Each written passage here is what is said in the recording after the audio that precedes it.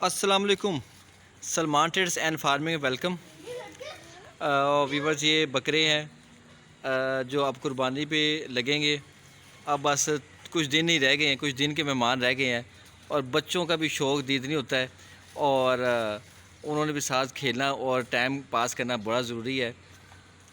और ये बकरा है जो कुर्बानी पे लगेगा और एक वो वाइट वाला।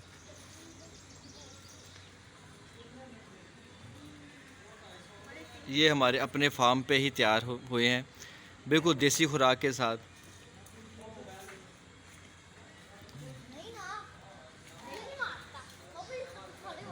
और ये बच्चा जो सा है ये अगले साल लगेगा। अब ये खीरा है, तोंदा नहीं है, और ये उससे अगले साल।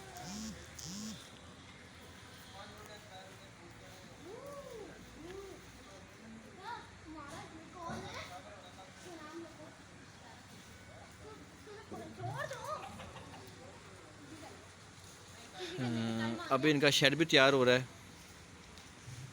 बस छत लगने वाली रह गई है। पिलर बन गए हैं, कंक्रीट की है ज़मीन में 3-3 फुट नीचे। और इसकी जो मैक्सिमम हाइट रखनी है वो कम से कम भी 14 से 15 फुट रखनी है, और इसकी दरमियान से अगर देखा जाए तो वो 16 फुट बन जाती है। तो इतना हो तो, और देख दरमियान में 3-3 फुट के गैप है, तो हवा भी फिरती रहेगी और हबस नहीं होगा अंदर, तो जानवर अंदर खुश रहता है। चाहे बारिश हो, तूफ़ान हो, आंधी हो, तो इसके अंदर सेफ़ रहता है।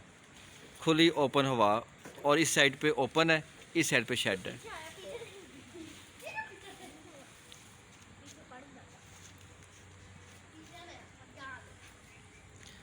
ये साथ में बकरियां हैं, ये बच्चे देती हैं, तो ये फिर हमारे ईद पे तैयार हो जाता है 1.5 साल तक। अभी छोटे कुछ बच्चे भी हैं, वो अगली ईद पे तैयार हो जाएंगे। और जो पिछले साल उन्होंने बच्चे दिए थे वो हमारे ये 2 हैं जो इस ईद पे तैयार हुए हैं। तो ये सिलसिला चलता ही रहता है, घर की कुर्बानी निकलती रहती है। तो ये गोट फार्मिंग है, इसकी हम ये दरख्त के पत्ते काट के दे देते हैं, चराई करवा दी, चराई से जानवर बहुत खुश रहते हैं। और शाम को गंदम दे दी, स्टाला दे दिया।